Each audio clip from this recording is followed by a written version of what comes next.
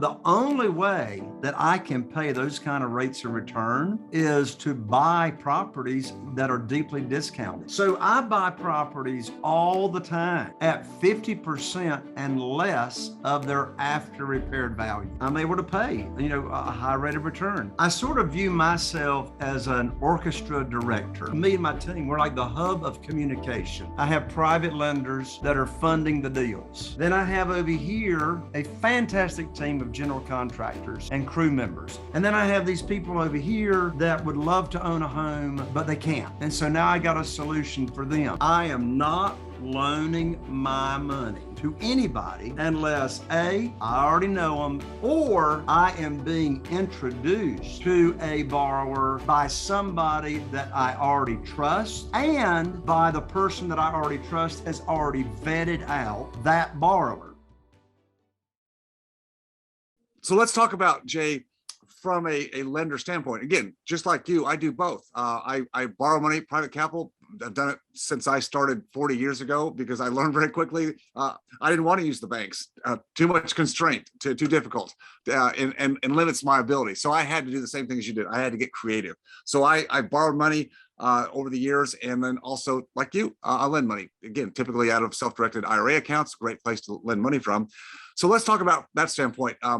Being that we both lend money, and a lot of my list wants to be a lender, let's talk about the dynamics there. And again, I want to dig down a little bit deeper with you. You mentioned, a market for private capital today, yield range, interest rate return, 8 to 10%. That's pretty darn solid return today. I mean, when you look at the other options, especially I consider private capital lending a relatively liquid platform. I mean, that's pretty liquid. I'm not stuck with something like a equity deal that I have to hang on to. If I don't want to, I can hang on to it. But how do you make 8 to 10% work for you? I want to kind of understand from your standpoint, because it's got to work for both parties. Both parties, the borrower and the lender, have to work together on a transaction basis that's a win-win for both. That's the only way it works. So how do you make 8 to 10% work for you? Where's the profit margins that allow you to do that? And what kind of terms are you doing with borrowing money at 8 to 10%? Yeah. So you're right. It's got to be a win-win for everybody. So from my standpoint of me borrowing the money, the reason 8%, and just to be totally candid, I pay 8% on larger amounts of money for, like, we use for purchasing property.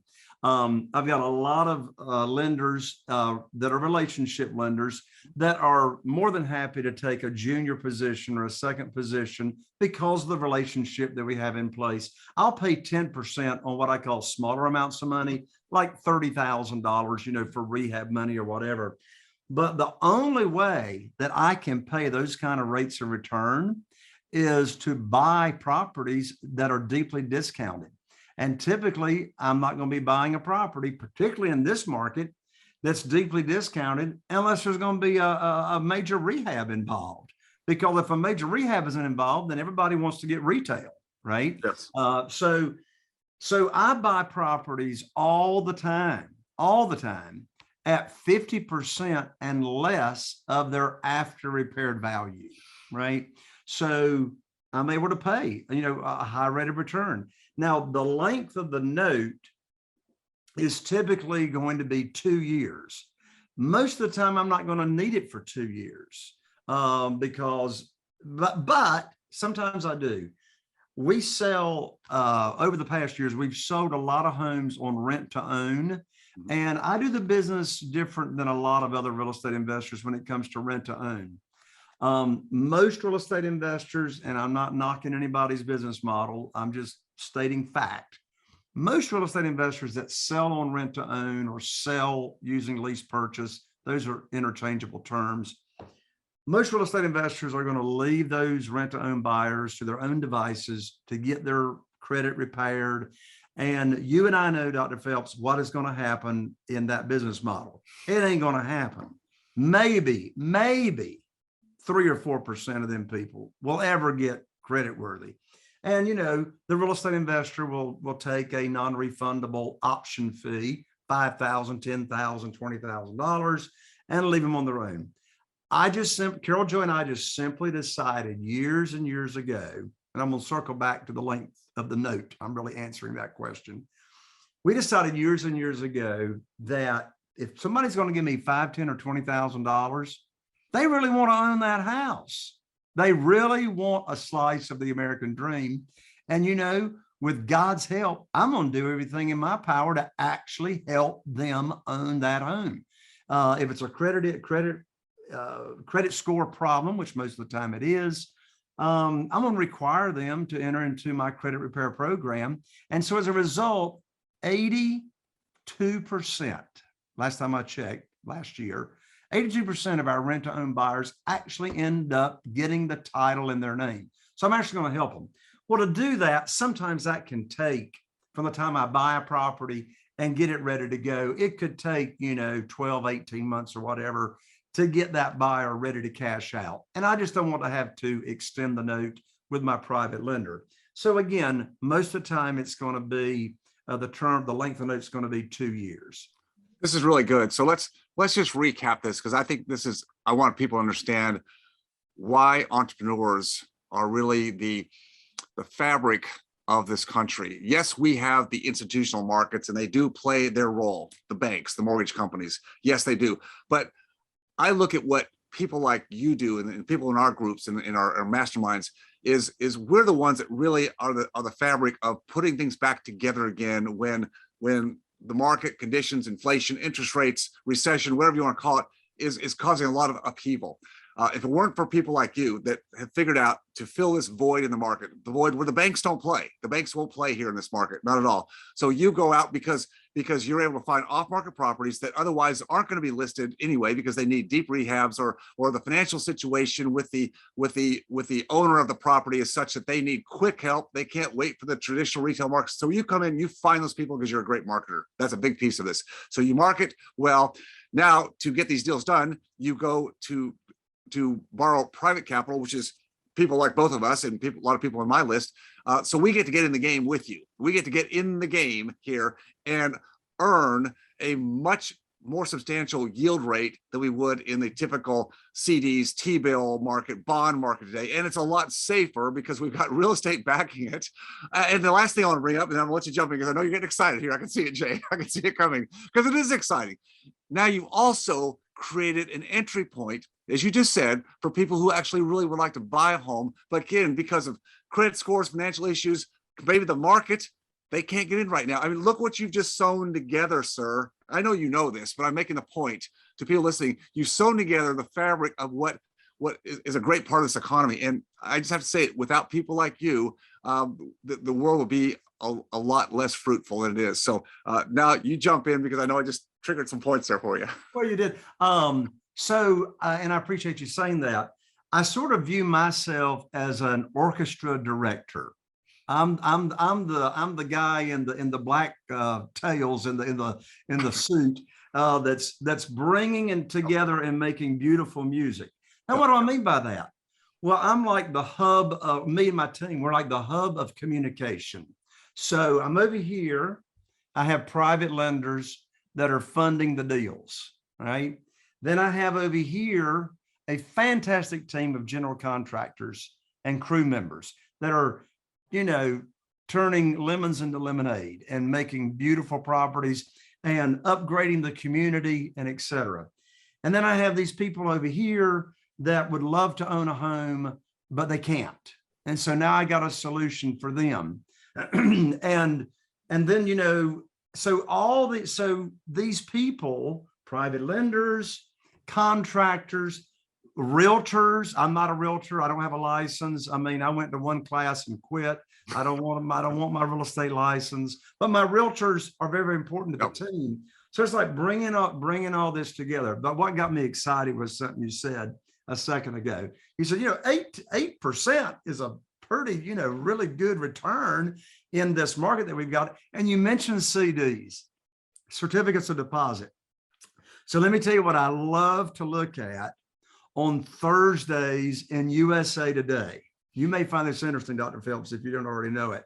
But on Thursdays in the USA Today newspaper, which is getting thinner by the week, but anyway, Thursdays in the USA Today, in the money section, that's the green section of USA Today, the front page of the money section In the lower left-hand corner is a little box, and the box reports what are the national averages for the yields for certificates of deposit, 6 months, 1 year, 3 years, and 5 years. I just looked last Thursday at the USA Today, and I asked this to my audience when I travel the nation and have the opportunity to teach people what I know. I ask the audience all the time, somebody just guess, what is the national average right now? And I hold the newspaper up. What's the national average that a 12-month certificate of deposit are paying? And I'll hear 0.75%, 1.25%, 1.5%. And you know what it was last Thursday, Dr. Phelps? Zero. You want to guess? Well, less than 0.5%, I'm guessing. Zero. You check me out this Thursday. 0.14%. Oh my gosh. 0.14%. That's way less than 0.25%. Now look, you can get downright aggressive and you can tie your money up for 5 years in the local bank, certificate deposit, and you can get a whopping 0.33%. Is that all for 5 years? I really didn't know. I thought maybe to get approach maybe 75 basis points, but God, that's just so yeah. Here's the deal. People don't know what to do with their money. They don't. So we're bringing up the point that there is a market where entrepreneurs make a market. Is what you do. My group of people that are in their own business, they're not real estate investors. Well, we call what I do today is more passive. I used to be like you. I used to do a lot more transactional, which I love. It's fun. It's like you say, you're the orchestra director. But a lot of my list, and myself included, back in the day when I had a practice, a dental practice, that's where our greatest time value is. And the only way I made it work for me, I'm just being very honest to my list, is I got started in real estate very, very young. I was still in my early 20s. I didn't have a family. In fact, I wasn't even married when I got started. I wasn't even a dentist yet. So I want people to understand context that what Jay is doing, what he has done with Carol Joy, and a lot of other people do around the country. Now, they're focused in a business. And Jay talked about the business of the team. The team is so critical. So I don't want to make people think it's easy to go out there and just say, hey, I'll just put something on Facebook, or I'll put something out there and say, hey, I got money to lend.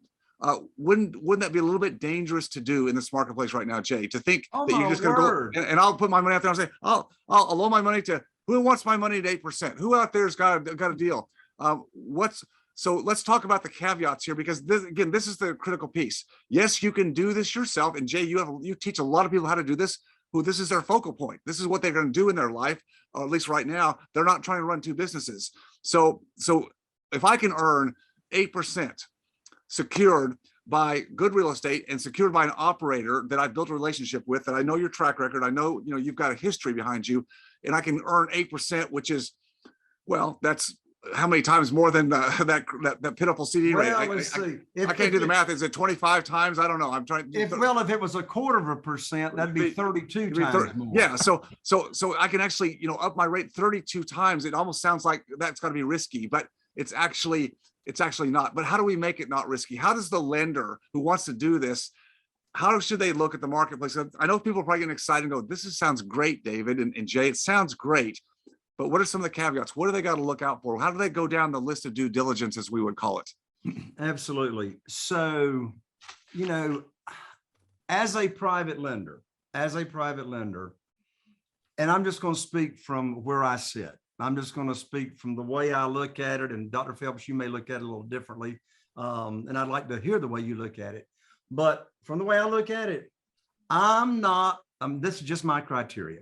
I am not loaning my money to anybody unless I already know them and I got some kind of relationship, some kind of track record with them, or and I'm going to have a lot more opportunity to loan money out when I use this second strategy, or I am being introduced to a borrower by somebody that I already trust, and by the person that I already trust has already vetted out that borrower.